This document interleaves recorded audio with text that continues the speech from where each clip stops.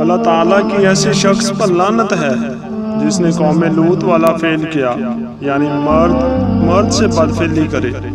سیدنا عبداللہ بن عباس رضی اللہ تعالیٰ عنہ سے روایت ہے کہ رسول اللہ صلی اللہ علیہ وآلہ وسلم نے فرمایا، اللہ تعالیٰ ایسے شخص پر لعنت کرے جس نے زمین کے نشانات بدلے۔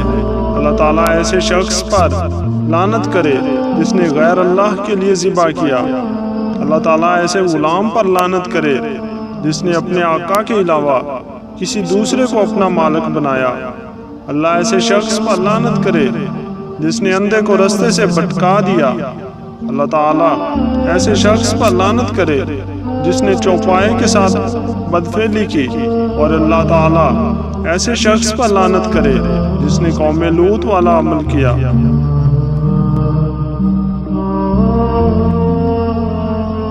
حضرت ابن عباس سے روایت ہے کہ